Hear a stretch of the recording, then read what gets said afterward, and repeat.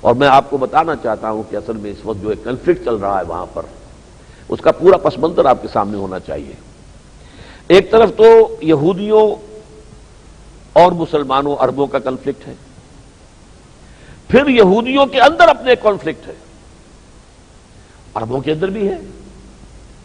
عرب سارے کے سارے مذہبی لوگ تو نہیں ہیں، سیکولر لوگ بھی ہوں گے، بلکہ فلسطینی تو اکثریت جو ہے سیکولر ذہن کے لوگ ہیں، سیکولر ذہن، سیکولر مزاج۔ اسی طرح زائنزم جو ہے تحریک، یہ در حقیقت سیکولر مزاج یہودیوں کی تحریک ہے۔ اصل میں یہ یہودی ہیں بھی نہیں، یہ بھی نوٹ کر لیجئے۔ ابھی حال ہی میں کتاب چھپی ہے دی 13th ٹرائب۔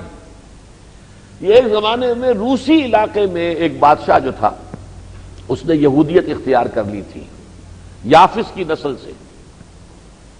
اور یہ ہیں ہادو، الذین ہادو، جو یہودی بن گئے، تہودو یا ہادو، اشکنیزی جو کہلاتے ہیں یہودی، یہ در حقیقت بنی اسرائیل نہیں ہے، یہ وہ یورپین ہیں، یہ سارے روس سے جو آئے ہیں اور پولینڈ کے جو ہیں، یہ سب کے سب گورے جو ہیں، جو معلوم ہوتا ہے یورپینز جو ہیں، یہ تو در حقیقت یہ رنگ و روپ جو ہے وہ تو فلسطین کے لوگوں کا تو ہے ہی نہیں، یہ تو ہے یورپ کا، یہ وہاں کے لوگ ہیں در حقیقت۔ اور جو زائنزم کی تحریک ہے وہ ان کی تحریک ہے، وہ عربوں کی، وہ بنی اسرائیل کی، یہودیوں کی تحریک نہیں ہے۔ یہودی وہ ہیں کالے کالے کوٹ پہنے ہوئے، لمبی لمبی داڑھیاں، زلفیں، اور یہ جو ہیں ہیسیڈک جن کو کہتے ہیں جیوز، اور سیفرڈن جن کو کہا جاتا ہے، یہ ہے اصل بنی اسرائیل۔ ان میں یہ تصادم چل رہا تھا کہ زائنزم جو ہے انہوں نے فلسطین حاصل کیا، جبکہ مذہبی یہودی جو ہے ابھی کچھ کرنے کے حق میں نہیں تھے، وہ تو منتظر تھے کہ ہمارا مسیحا آئے گا تو ہم پھر موو کریں گے، اس سے پہلے نہیں، اسی کے انتظار کر رہے ہیں، وہ مسیحا آئے گا۔ اب یہاں مجھے اس کی بھی وضاحت کرنی پڑے گی، مسیح سے مراد کیا ہے۔ دیکھیے یہود کی کتابوں میں سابقہ انبیاء جو تھے، prophets of the old testament, ان کی ایک پیشن گوئی بار بار آئی تھی کہ ایک اللہ کی طرف سے ایک نجات دہندہ یہودیوں کے لیے آئے گا، مسیح،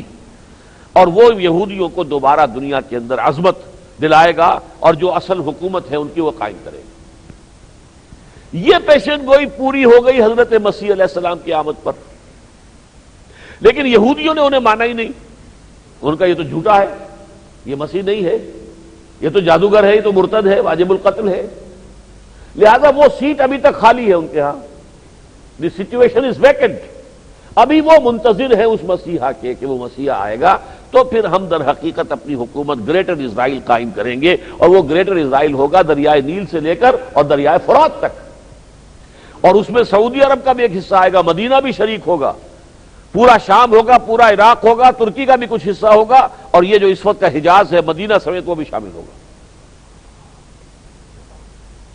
یہ زائنزم کی تحریک جو ہے یہ ہے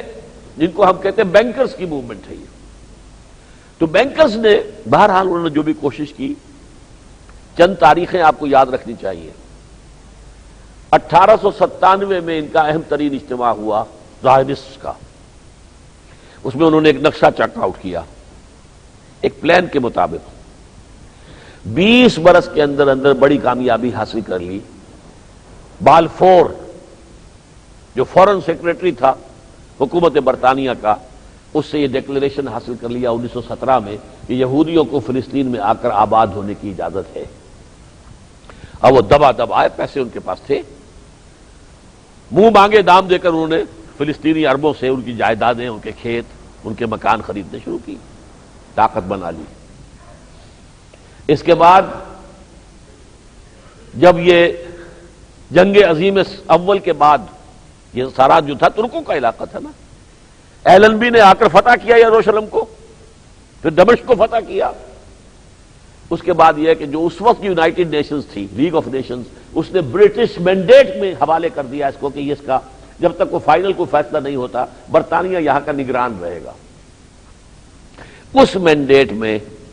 انہوں نے خوب قدم جمائے، اپنی طاقت بنائی، اور یونائٹڈ نیشنز آرگنائزیشن جب بنی ہے تو اس نے اسرائیل کا اعلان کر دیا، اور وہ بھی برطانیہ ہی کے در حقیقت مشورے پر اور تجویز پر۔ تو 1897 ایلڈرز آف دی زائنز کا اجلاس، 1917 20 برس کے بعد بالفور ڈیکلریشن، 1948 21 برس کے بعد اسرائیل بالفعل قائم، اور 20 برس بعد 1967 میں جو جنگ ہوئی 6 ڈیز وار، اس میں انہوں نے ادھر ادھر سے علاقے اور فتح کر کے یروشلم کو بھی اپنے ہاتھ میں لے لیا، اور وہ خواب ان کا پورا ہو گیا کہ اب یروشلم دوبارہ سن 70 میں جو نکلے تھے وہاں سے 70 عیسوی میں، اب وہ وہاں پر دوبارہ 1967 عیسوی میں آ کر قابل ہو گئے۔ 1900 کتنے برس بنے یہ؟ تقریباً 1900 برس۔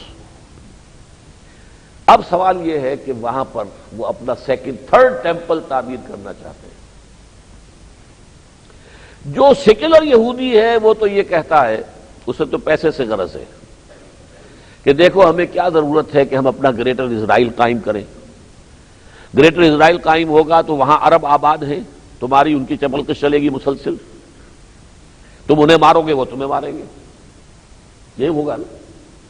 ایسا کیوں نہ کریں کہ اس پورے علاقے کا ایک اکنامک یونٹ بنا لے، سرمایہ اربوں کا ہے، دولت بے پناہ ان کے پاس ہے، لیبر ان کی ہوگی، لیکن مینجمنٹ ٹیکنالوجی وہ ہماری ہوگی، تو اس کا جو بھی ملائی ہے وہ ہم کھائیں گے،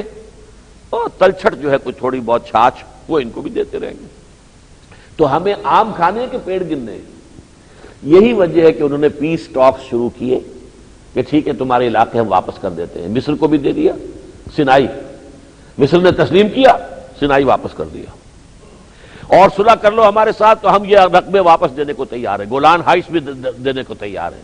یہ سب کچھ کرنے کو تیار ہیں، اور فلسطین میں فلسطینیوں کی ایک علیحدہ ریاست بنانے کو تیار ہیں۔ یہ تو ہے وہاں کے سیکولر یہودی کا ذہن۔ اسحاق ریبین جو تھا اس نے شروع کیا ہے، اور اسے ایک یہودی نے قتل کیا کہ تم کیوں کر رہے ہو، اس کے مذہبی یہودی جو ہے اس کے خلاف ہے، وہ کہتے سوال ہی پیدا نہیں ہوتا، نتھنگ ڈوئنگ، ہمیں اپنا گریٹر اسرائیل قائم کرنا ہے،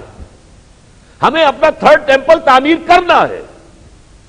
تھرڈ ٹیمپل کیسے تعمیر ہوگا جب تک کہ قبۃ الصخرہ گرایا نہ جائے؟ وہ تو ہم نے گرانا ہی گرانا ہے،